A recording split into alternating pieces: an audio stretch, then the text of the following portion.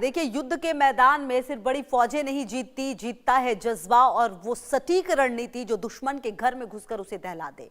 आज बात उस संगठन की जिसका नाम सुनते ही इजराइल के सीमावर्ती इलाकों में सायरन गूंजने लगता है।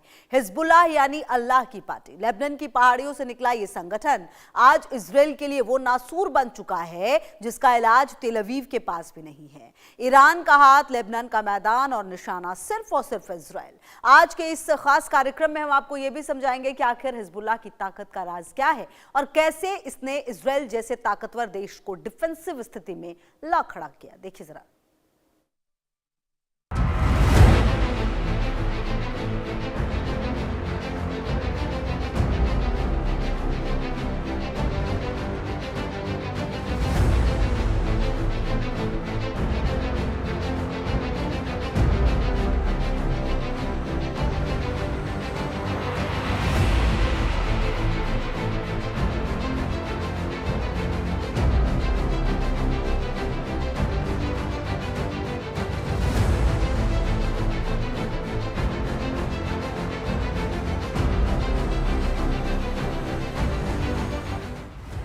इजराइल के आयरन डोम को चीरने वाला बारूद, ईरान के पाले वो लड़ाके जो लेबनान से लिख रहे हैं इजराइल की बर्बादी की इबारत। ना टैंक ना एयरफोर्स, फिर भी महाशक्ति इजराइल को नाकों चने चबा दिए। आखिर कैसे एक मिलिशिया संगठन ने दुनिया की सबसे घातक सेना की नींद उड़ा रखी है। इजराइल और ईरान के बीच बढ़ते तनाव में हिजबुल्लाह ने अपनी असली ताकत का प्रदर्शन किया है। ताजा हमलों में हिजबुल्लाह ने सिर्फ रॉकेट ही नहीं दागे बल्कि इजराइल के उस अजय घमंड को भी तोड़ा है जिसे आयरन डोम कहा जाता है। उत्तरी इजराइल की बस्तियां आज वीरान हैं। लोग बंकरों में रहने को मजबूर हैं। हिजबुल्लाह ने ईरान के इशारे पर न सिर्फ इजरायली सेना को उलझाए रखा है बल्कि ईरान की सुरक्षा ढाल बनकर खड़ा हो गया है। जब भी इजराइल ईरान पर आंख उठाता है, हिजबुल्लाह लेबनान की सीमा से आग उगलने लगता है। यह महज एक हमला नहीं बल्कि इजराइल को यह एहसास कराना है कि उसकी हर चाल पर हिजबुल्लाह की नजर है। ईरान जो है शिया बाहुल्य देश है और वो अपने शिया और इस्लाम को बढ़ाने के लिए इजराइल के खिलाफ हिजबुल्लाह को 1980 के दशक में उनको तैयार किया और उसके इजराइल के खिलाफ लड़ाई करने के लिए या नॉर्थ या उत्तरी क्षेत्र को इजराइल से दूर रखने के लिए या उसके खिलाफ लड़ाई लड़ने के लिए बनाया गया। दूसरा उद्देश्य ये था कि इजराइल के खिलाफ प्रॉक्सी वार लगातार उनको मिलिटेंसी करके प्रभावित किया जाए और उसके अलावा क्षेत्र का विस्तार जिससे उस इलाके का विस्तार किया जा सके। साल 1982 इजराइल के लेबनान आक्रमण के विरोध में जंग हुआ। मकसद था इजराइल को लेबनान से खदेड़ना और फिलिस्तीन की आजादी। सिर्फ सेना नहीं, लेबनान की राजनीति में भी मजबूत पकड़ है। शिया विचारधारा और ईरान के साथ अटूट धार्मिक सैन्य रिश्ता है। हिजबुल्लाह की कहानी शुरू होती है साल 1982 से, जब इजरायली सेना लेबनान के अंदर तक घुस गई थी। उस वक्त इजराइल को जवाब देने के लिए कुछ लड़ाकों ने हाथ मिलाया और ईरान के इस्लामिक रेवोल्यूशनरी गार्ड कॉर्प्स ने उन्हें ट्रेनिंग दी। आज हिजबुल्लाह दुनिया का सबसे शक्तिशाली गैर सरकारी सैन्य संगठन है। यह सिर्फ एक गिरोह नहीं बल्कि एक छोटी फौज है जिसके पास अपने अस्पताल, स्कूल और राजनीतिक पार्टी है। इसका एकमात्र मकसद है इजराइल का विनाश और लेबनान की संप्रभुता की रक्षा। ईरान ने इसे एक ऐसी तलवार की तरह धार दी है जो सीधे इजराइल की गर्दन पर टिकी रहती है। एक्सिस ऑफ रेसिस्टेंस का सबसे मजबूत मोहरा है। ईरान के लिए इजराइल के खिलाफ फॉरवर्ड डिफेंस लाइन है। सालाना करोड़ों डॉलर की फंडिंग और अत्याधुनिक हथियारों की खेप है। भूमध्य सागर में इजरायली गैस फील्ड्स पर हिजबुल्लाह का डर है। ईरान और हिजबुल्लाह का रिश्ता केवल पैसे का नहीं बल्कि विचारधारा का है। ईरान जानता है कि अगर उसे इजराइल को रोकना है तो उसे इजराइल की सीमा पर एक ऐसा पहरेदार चाहिए जो कभी ना सोए।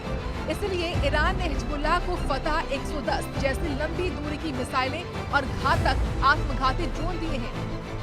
हिजबुल्लाह ईरान के लिए वो कवच है जो तेहरान तक आंच आने से पहले ही इजराइल को सीमा पर उलझा देता है। यह एक ऐसी पार्टनरशिप है जिसने मिडिल ईस्ट के शक्ति संतुलन को बदल कर रख दिया। आज हिजबुल्लाह की मर्जी के बिना लेबनान में पत्ता भी नहीं हिलता और इजराइल के लिए यह सबसे बड़ी चुनौती है। 1 लाख से ज्यादा प्रशिक्षित लड़ाकों की फौज है, 1.5 लाख से ज्यादा रॉकेट और मिसाइलों का भंडार है, एंटी शिप मिसाइलें और इजरायली टैंकों के लिए कार्नेट कॉल है, गुरिल्ला युद्ध में महारत है, पहाड़ियों और गुफाओं का जाल है। हिजबुल्लाह की बहादुरी का अंदाजा इस बात से लगाया जा सकता है कि साल 2006 के युद्ध में इसने इजराइल जैसी आधुनिक सेना को पीछे हटने पर मजबूर कर दिया था।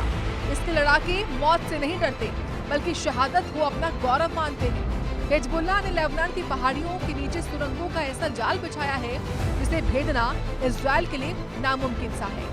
इनके पास ऐसे गाइडेड हथियार हैं जो इजराइल के किसी भी शहर को पल भर में खंडहर बना सकते हैं। यह संगठन आज तकनीक और जज्बे के उस मुकाम पर है जहां इसके पास अपने खुद की इंटेलिजेंस यूनिट और साइबर विंग भी है। उत्तरी इजराइल से 60,000 से ज्यादा लोगों का पलायन हुआ। इजरायली अर्थव्यवस्था को अरबों डॉलर का चपत लगा। सीमा पर तैनात इजराइल की आधी से ज्यादा फौज। हिजबुल्लाह ने इजराइल को सैन्य रूप से ही नहीं बल्कि आर्थिक और मनोवैज्ञानिक रूप से भी तोड़ दिया है। महीनों से इजराइल का उत्तरी हिस्सा खाली पड़ा है, वहाँ के स्कूल और फैक्ट्रियां बंद हैं। इजराइल की सेना को गाजा के साथ साथ उत्तरी सीमा पर भी अपनी पूरी ताकत झोंकनी पड़ रही है। इजराइल के लिए हिजबुल्लाह वो दुश्मन है जिसे ना वो पूरी तरह खत्म कर सकता है और ना ही नजरअंदाज कर सकता है। 1982 में इजरायली आक्रमण हुआ। हिजबुल्लाह ईरान और शिया के ईरान की विचारधारा को मानता है। ईरान ने उनको पूरा सपोर्ट किया, हथियार के द्वारा, उनके ट्रेनिंग के द्वारा, और उनको जो है मिलिटेंसी में आगे बढ़ाया। उसके अलावा वैचारिक समर्थन ईरान और हिजबुल्लाह के बीच में रहा। सबसे बड़ा और कारण था वो ये था कि अमेरिकी या पश्चिमी देशों का इस इलाके में प्रभुत्व को कम करना या अमेरिका का इजराइल को सपोर्ट करने को रोकने के लिए ईरान ने हिजबुल्लाह को तैयार किया। तो ख़ास तौर से शिया इस्लामिक कट्टरपंथियों को उनको अपने साथ जोड़ करके और उनको आगे बढ़ावा देने का बेसिक ईरान का ये हिजबुल्लाह को आगे बढ़ाने का काम किया है। इजराइल की अत्याधुनिक तकनीक बनाम हिजबुल्लाह का बारूद। क्या लेबनान बनेगा अगला गाजा? ईरान की सीधी एंट्री की आशंका और अमेरिका की चिंता। मिडिल ईस्ट में वर्चस्व की सबसे बड़ी लड़ाई। इतिहास गवाह है कि बारूद के ढेर पर बैठकर शांति की उम्मीद नहीं हो सकती। हिजबुल्लाह आज सिर्फ एक संगठन नहीं बल्कि इजराइल के अस्तित्व के लिए सबसे बड़ा खतरा बन चुका है। ईरान के समर्थन और लेबनान की जमीन से पैदा हुई ये ताकत आज इजराइल को वो खाब दे रही है जो समय के साथ और गहरे होते जा रही है। क्या इजराइल हिजबुल्लाह को कुचल पाएगा या फिर हिजबुल्लाह के रॉकेट इजराइल के इतिहास को बदल देंगे?